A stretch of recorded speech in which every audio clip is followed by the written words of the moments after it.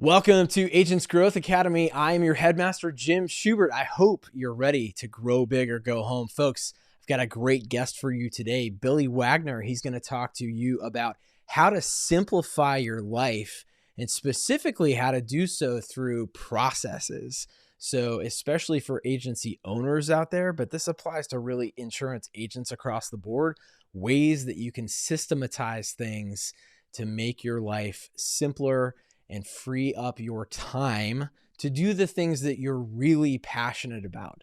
But before we get started with that, one thing that I know Billy and I were talking about off air, he's big on adding value first in anything that he does. We were talking about how this industry has given us both, the people in it have given us freely, selflessly value throughout the years, that this is one reason why I started the show, was to give that back to you.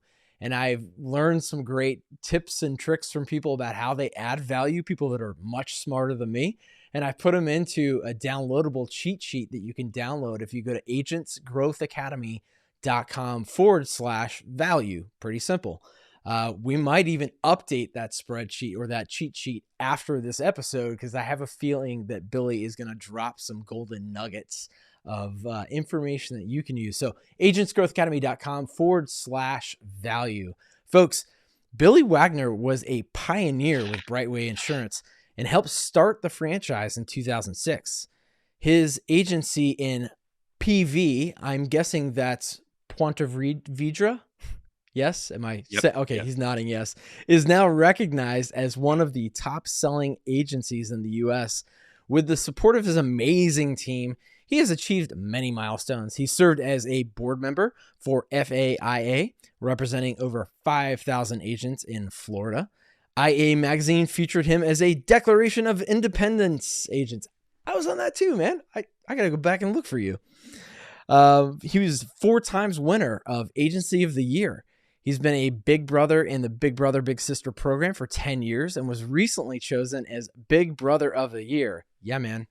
He's spoken to thousands of people on building a profitable team, building a referral-based business, something I'm very interested in, and a masterclass on running a successful business, which is what you're going to learn about today. Billy is obsessed with saving time and simplifying his life, and he's going to share with us how he saved 20 hours of time each week through a unique set of strategies.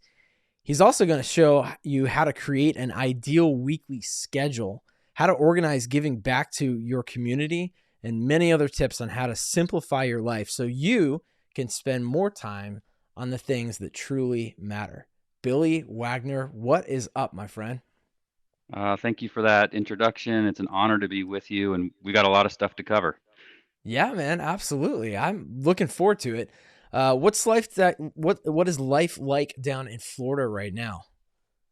It's beautiful. The weather is wonderful. We actually went out on the boat last week. Kids are playing sports, and it's a great time to be in Florida right now. That's awesome. We're recording this Yeah. in mid-March, so we're just starting to get some 70-degree weather. Y'all probably passed that and into the 80s, I'm sure, or close to Yeah. it. But Yes. it's okay. I'm not totally jealous. It's okay. Um, Billy, was there a pivotal moment in your life that you realize, hey, I need to simplify some stuff in my life?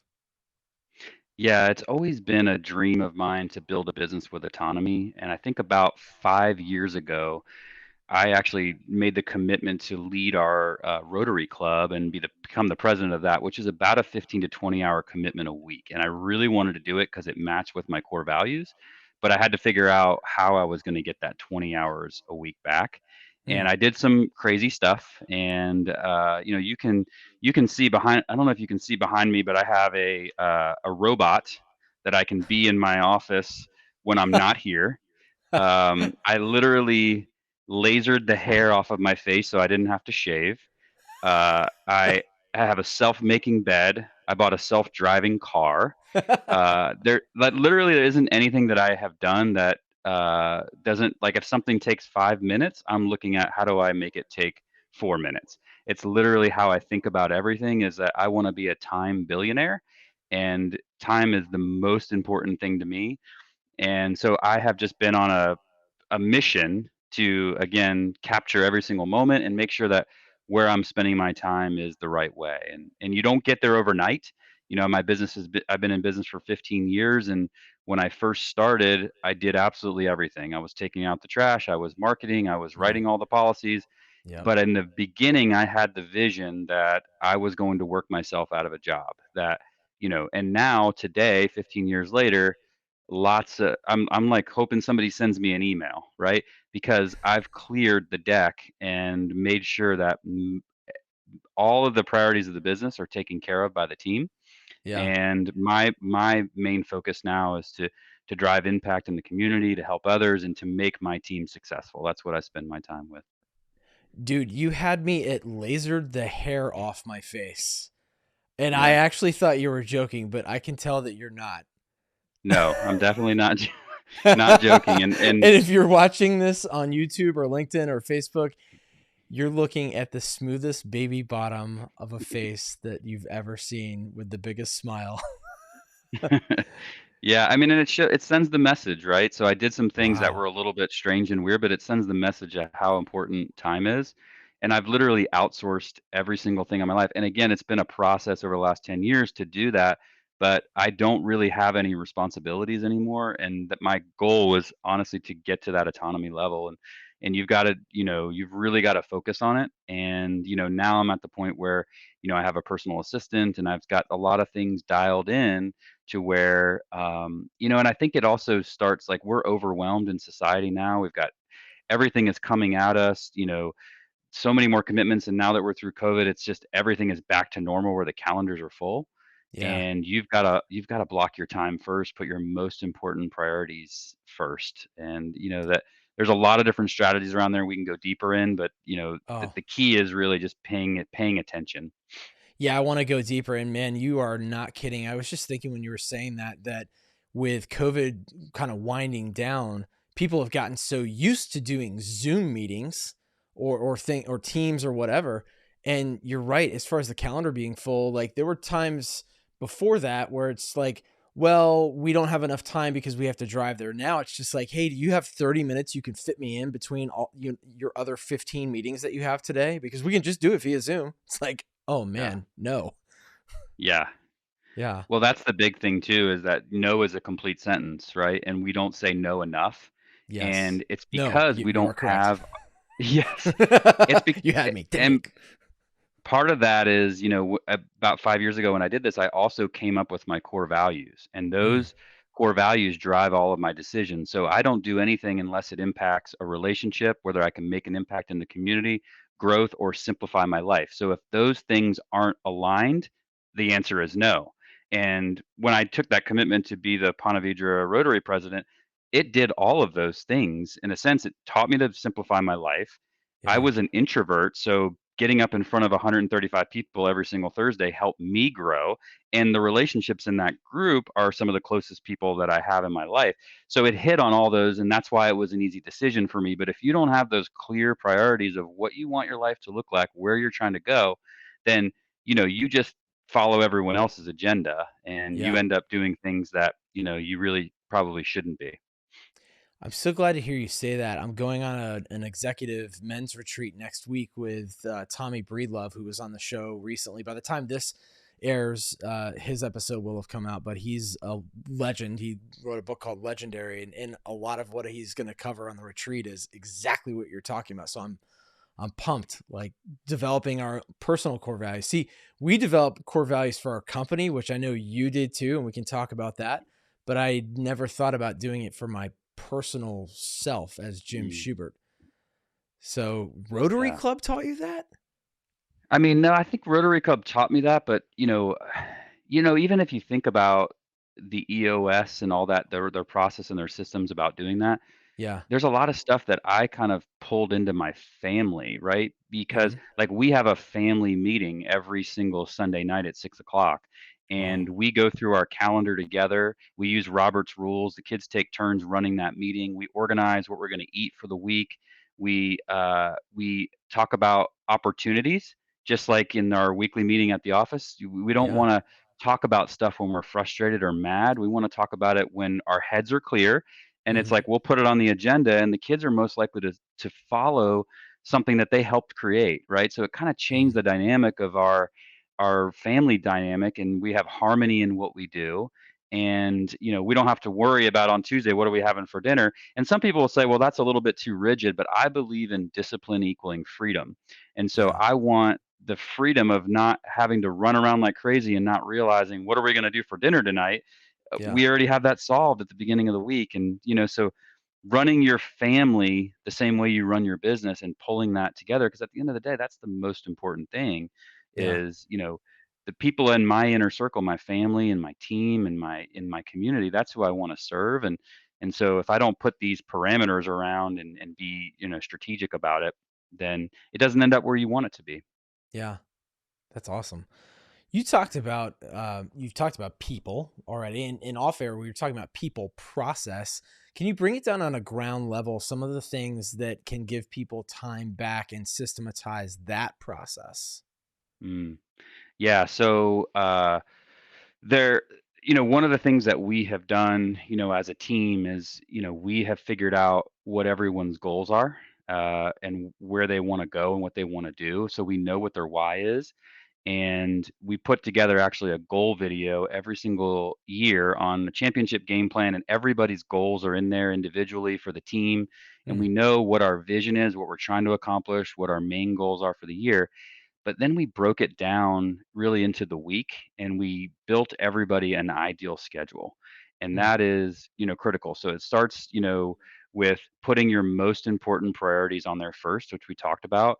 So for me, it's date night with my wife goes on the schedule first. mm, Time with my kids is on the calendar first. mm. Everything there, those priorities are already there. And then the rest of the stuff can fill into that.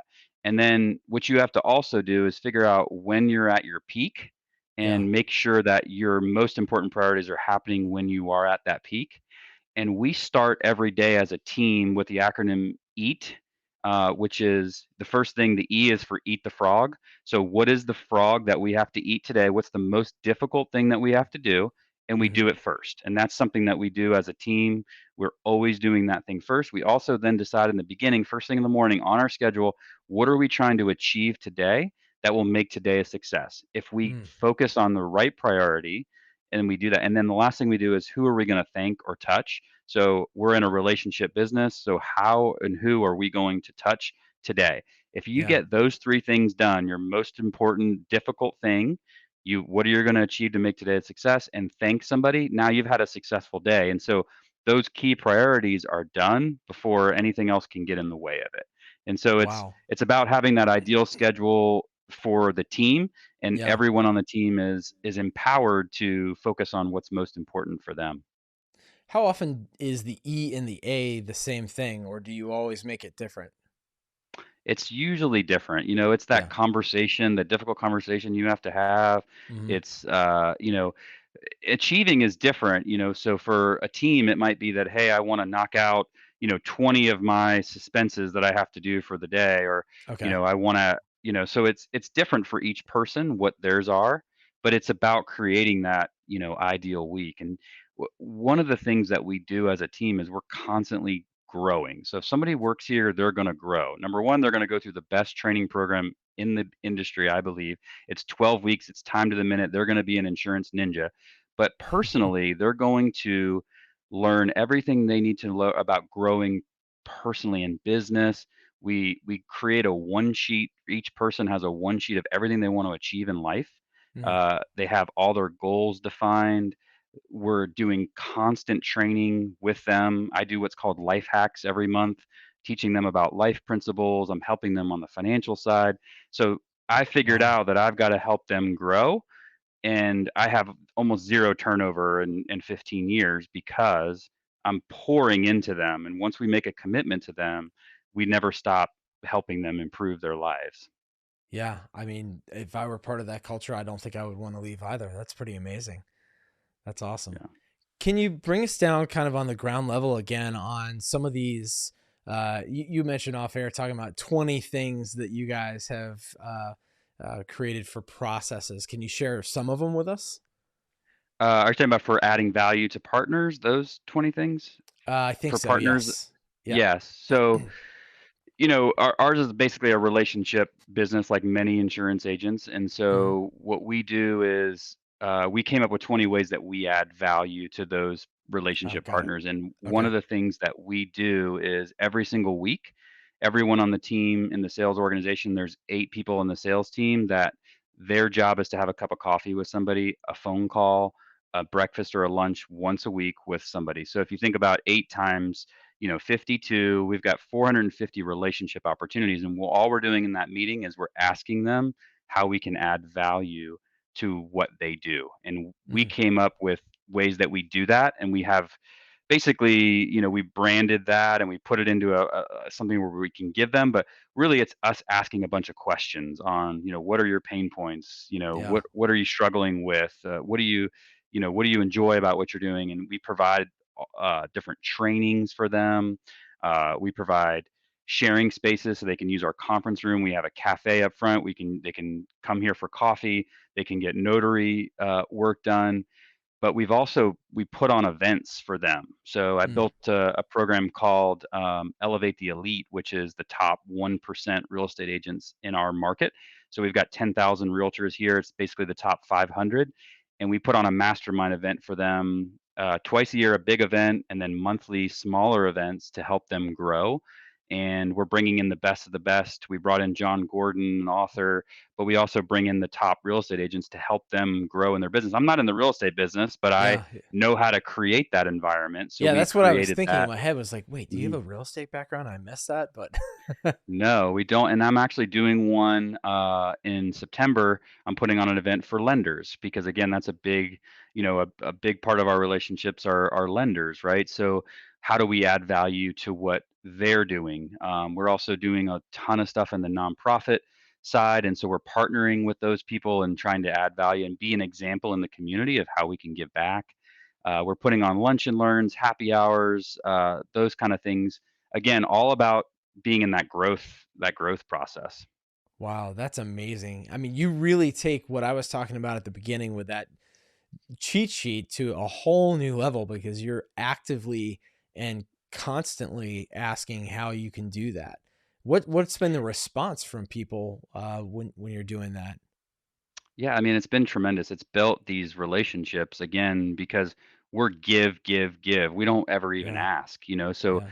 people like we don't say, "Oh, we're in the insurance business, throw us a deal." We don't even do that. That just comes naturally when you You don't give have and you to. serve. You don't have to. So we do a session with them on team building and culture, and I came up with a 19-step hiring process. I share that with them. They're building a team. That stuff is the same for every single business. I teach them how we hold our team accountable, how we run our meetings, how the time management stuff, whatever it is that they're interested in. I've Yeah, kind of, from speaking and doing things, I've built kind of this material that I can help them with, and so sure. it's just added a ton of value to the relationship, and then they trust us and they trust the team. Yeah. That's awesome. That what a brilliant way of doing it. And I presume you have some kind of well, you must have at some point started out. It's probably you're getting a flood of people now who are interested in it, but you probably had to start out with some kind of outreach program to even get people interested. What did that look like back then?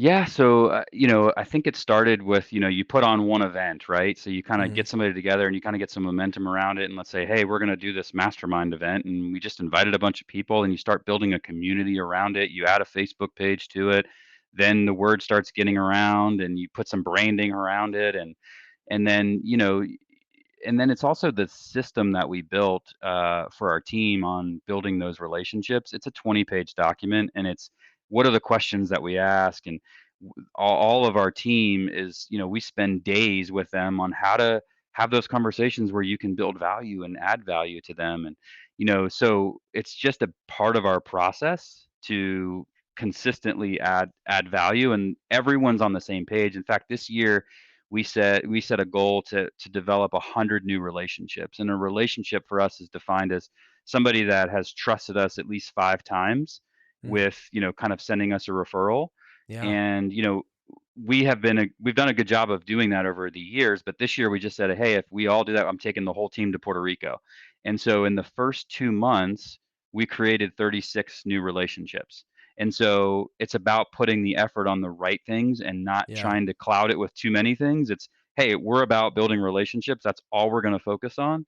Yeah. And it's bringing those results. And you put a little, carrot out in front of them, and it's amazing what they get to. That's beautiful. Did you guys have fun in Puerto Rico? Yeah, we haven't gone yet, so that's this year's goal. Oh. And so we're already I mean, I already have to start making arrangements because it's March, we're already there. I mean, I should have made it 200, based on the path that we're already on. So, That's yeah. awesome. Oh man, that's gonna be fantastic. You talked a second ago about you alluded to referrals, and at the beginning, I was reading about you building a referral based business. Can you tell us a little bit about that? 'Cause this show, a lot of what we do is teach people how to market, and I think referring or referrals is a fantastically cheap and easy and effective way of marketing yourself. So, what's that Yeah, look it's like for it's you been guys? basically yeah, it's been our focus again from the beginning, and we've figured out, you do the things wrong in the beginning, and you're buying leads, and you're doing all these things to try to generate activity, but really what works the best is those referral base. And the first thing I think what most agents struggle with is the experience. So Hmm. if you timeline your business, your agency, and you put it on a timeline and said, okay, how do people start interacting with us? Hmm. Where are the pain points? Where can we add delight? What can we do to be different? Hmm. And we answer the phone, how can I make this the best call of our day? It's a pattern interrupt. People are not expecting that, and they say, oh well, this is going to be a different conversation, right? And we end our every conversation with, thank you for being the best part of Brightway. That's again thinking about the power of words and what kind of Yeah. experience you're providing. And one of our products is speed. Everyone wants something really fast, and so we're number one, we're adding a ton of value. We're very scripted. We know what we're doing. We're experts at it, and we deliver a different experience than anyone else. We say yes. We make sure their deals get done, and so we've created this remarkable experience. And we've, right, like last year we had 4,700 referrals, and so Wow. that happens through 4,700? 4,700 referrals. So it's a Wow. combination of existing clients, about 4 or 500 real estate partners because we focus on the home buying process, Yeah. and it's just those relationships over and over again. You do a great job for 10 years, and now you're an overnight success, right? So it's Man. that constant providing of a great experience is really Yeah. kind of what is a difference maker. And if most businesses, if all they did was focus on that experience and listen to phone calls, script your people, don't let them expensively freelance, Mhm. you will be able to create a bunch of raving fans for your business. And most leaders don't see it. They Yeah. make up excuses of why, and it's most of the time it's because the experience you're providing. So my recommendation is secret shop your office. Call 5 minutes before you open, or 5 minutes after you close, or during lunch. What kind of experience do you get? How long does it take for them to respond? Yeah. What are they saying? How do they make people feel? Those kind of things. Yeah. That's beautiful. Jeez. How are you rewarding the people who refer you things? Or is there any kind of like gift card or donation or anything like that made? No, I mean, I think for us, in the beginning, I tried some of that stuff to kind of Mhm. see, not really anything. Like we used to do like a lottery ticket and Yeah. thanks a million, hope you win a million, those kind of a Yeah. things, and it just became really difficult to scale.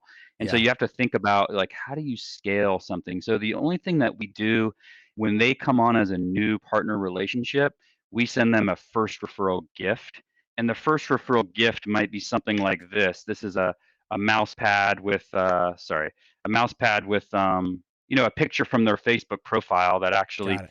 is something personal for them, right? Or Yeah. it could be a bottle of wine that says, we appreciate you. We don't do Yeah. any other gifts beyond that. It's just the first time. Yeah. We want to welcome you into the partnership and nurture it that way. Now we Yeah. will kind of sponsor events or help them promote things or stuff like Mhm. that. We might help them with getting Google reviews, whatever they can value. Yeah. We'll deliver on those values. But at the end of the day, it's about the relationship and securing that relationship. They know that you can be trusted from experience over and over again. And so, yeah, we don't do any gift cards or any of that kind of stuff. It's just Yeah. doing a great job and being consistent with that, and making sure they feel they're valued. We have a position called executive of belonging, and we learned that from Grant Botma, and Mm, he has that for his team. We have it for our team and for our referral partners. And so we have a list of them, and we keep track of, kind of different touches and touch points. And every single week, my team has to do 20 interactions. And it could be something like touching base with them on social, sending them a text or an email, or just a thank you phone call yeah. with existing relationships. So in addition to that one meeting, one cup of coffee, they're doing 20 interactions of their existing, and just again keeping that relationship, making sure they know that they're important to us. Wow. That's that's a pretty incredible process. And that's just one small piece of what you do too, I'm sure. Yeah. We talked off air too about operations, and you guys are also running EOS, the Entrepreneurial Operating System, which comes from the book Traction. We started that a couple of years ago. Sounds like you guys had a couple of year head start on us. Some of the things you're talking about to me sound like ways that you could otherwise hold your team accountable. Is that part of it for you? Yeah, for me, I look at it from a communication standpoint. So, one of the things that, most businesses struggle with is they don't properly communicate what they're trying to get done and how they're trying to get done. And so we've built, similar to the traction model, but we built kind of our own modified way. And we start every year out with an annual retreat. So the Hmm. leader and I have two leaders in my office. We get together, and we get together and with a yellow legal pad, and we just say, okay, what should we do more of? What should we do less of? How are we going to make things better? What should we change? Where are our team members? We rate everybody, and what responsibilities are we going to give everyone? And it starts out with this document that clearly defines everyone's key roles, what they're Hmm. responsible for, and what most businesses don't do is they don't assign everything.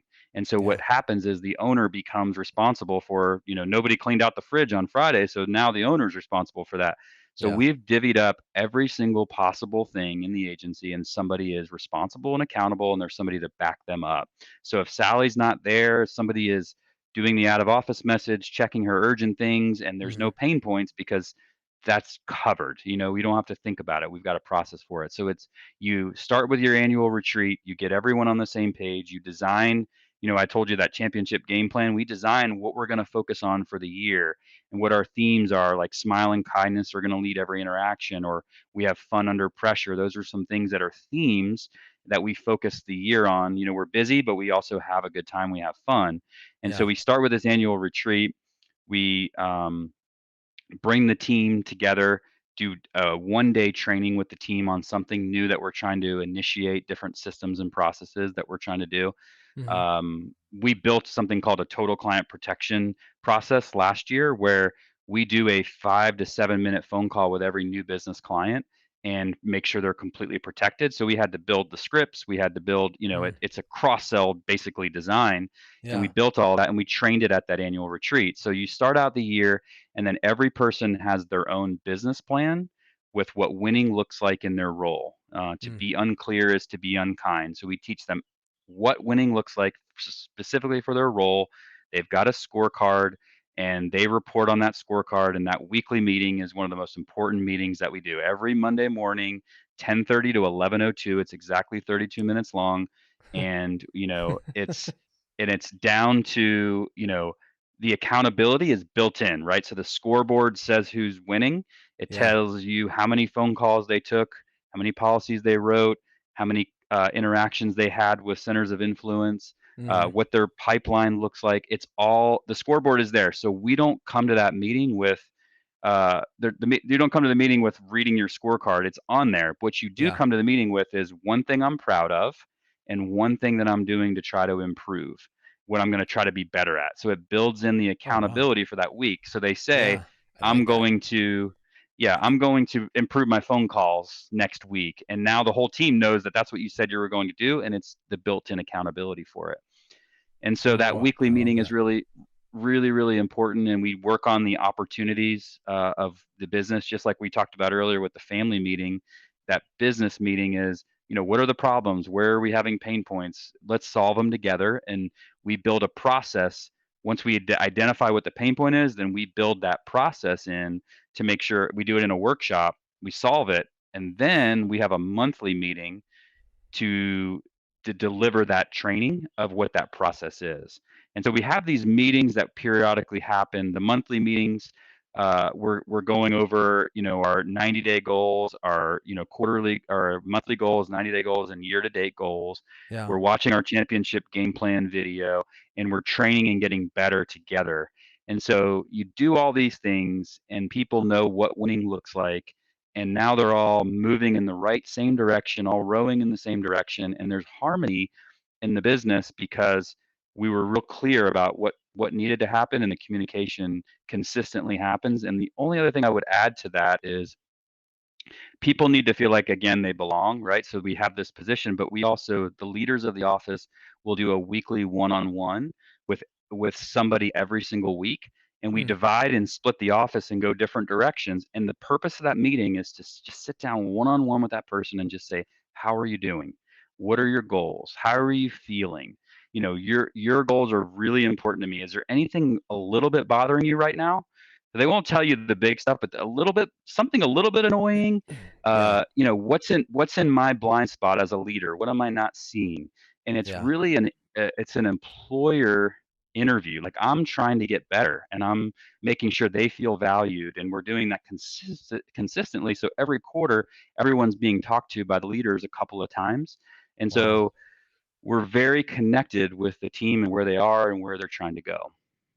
That last one is so powerful, and I don't know how many employees you have. We have close to 50, so I know it would take, but we have four or five of us on the leadership team, so we could make that work.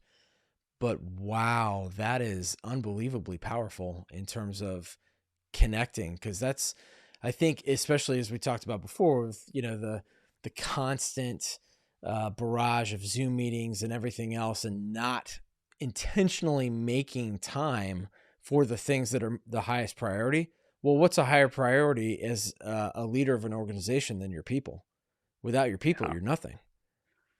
Yeah, I mean, it's the key to any business. It's not P&Ls, it's not loss ratios, it's not anything else but people. You Yeah. solve that for. That's why I spent so much time. I made a lot of mistakes early on, and you have to build a vision for those people, and you have to share with them. Like, we have 4 levels of compensation, and we share with them kind of how they get to each level, what the Mm, validation point is for that, so they yeah. know we're kind of there going. And we had 3 people buy houses this year. Like, they're hitting, like, you see them hitting all their goals that they've created, and we know what they are because Yeah. we did them together. And you see them kind of achieving what they're trying to achieve, and that's what makes the hair on the back of my neck stick up, is helping them win at life. And so, last week we actually did something we've never done before. We had a monthly meeting planned, and we had a couple people that couldn't make it, and so we pivoted. And what we said was, man, everybody come to the meeting with something you're struggling with. It was one of Hmm. the most powerful meetings we ever had. We put the brain trust together, and it was like personal. Like, people were saying stuff like their wives are frustrated about this, and we Yeah. just we worked through all that together. It was pretty amazing. And you kind of have that culture where we're looking out for each other, and you know that it was really powerful. And it was just kind of, we ad hoc'd it, and it Yeah. was, when you have the right people that care about the same things, you can really impact everyone's life. That's a beautiful thing, man.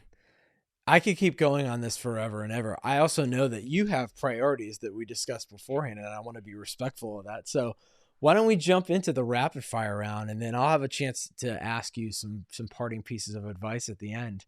But thank you for what you've shared so far. Give me one Sure. piece of technology that you just cannot live without.